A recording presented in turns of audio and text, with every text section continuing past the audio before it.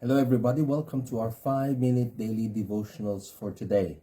This is a series of short videos sharing some thoughts on a passage mula sa ating Moravian Daily Text Readings. And continue sa ating pag-aaral ng unang sulat ni Pablo kay Timothy, so 1 Timothy. And our passage today is taken from 1 Timothy chapter 2, verse 8 to chapter 3, verse 7. But I thought it would be wise for us to go back to some verses from yesterday's passage, because it's really important for us to appreciate the topic that's mentioned.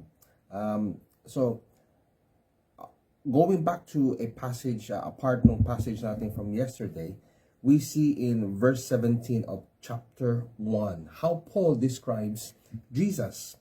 He says, "To the King of the ages." Okay? Walang kupas. Of all ages. Immortal. Hindi na mamatay. Walang kamatayan. Invisible. Maaaring hindi natin nakikita. Because His Spirit, the only God. Imagine, in a world where there are so many gods, Bible is saying, and Paul is saying in this letter, there's only one God. Be honor, glory forever and ever. Amen. These descriptions describe who Jesus is. He is the King of all ages. He is immortal. He is invisible. He is the only God. And to whom we should give all honor, we should give all glory, not now, not yesterday, hindi lang para bukas, but forever. And whenever you hear or read the word amen, we're saying, so be it. Mangyari nawa.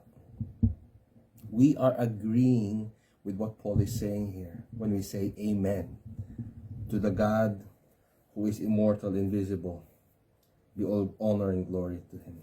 Now, moving on to chapter 2. Again, this is a part of the passage from yesterday. We're going back to this because it's important for us to understand. We didn't have time from yesterday. Paul says in verse 1 in chapter 2, first of all, okay? Chapter 2 na, pero ito yung first of all, okay?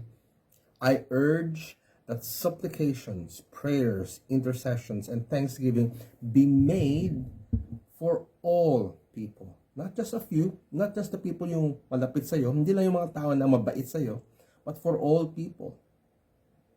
Pray.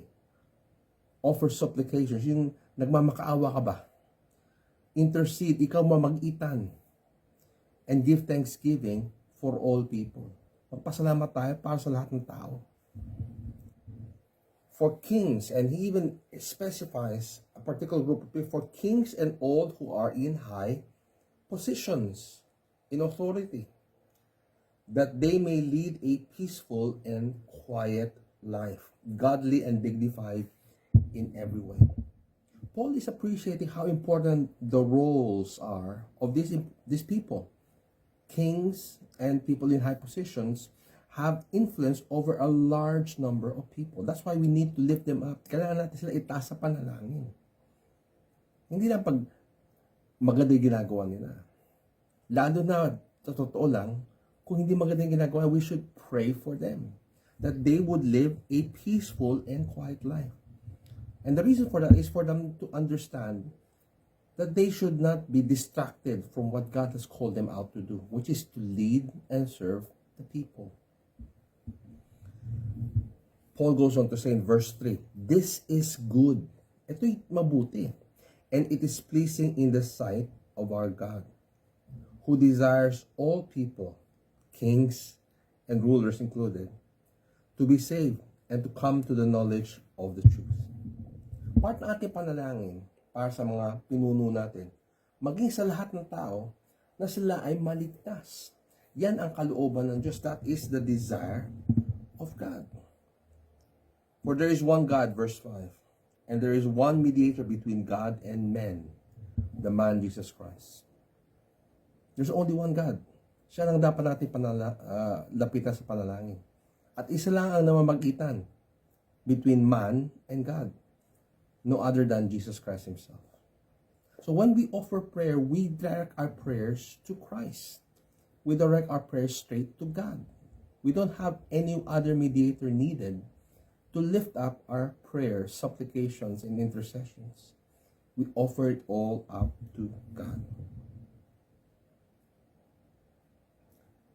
to the man Jesus Christ who gave himself a ransom for all, which is the testimony given at the proper time.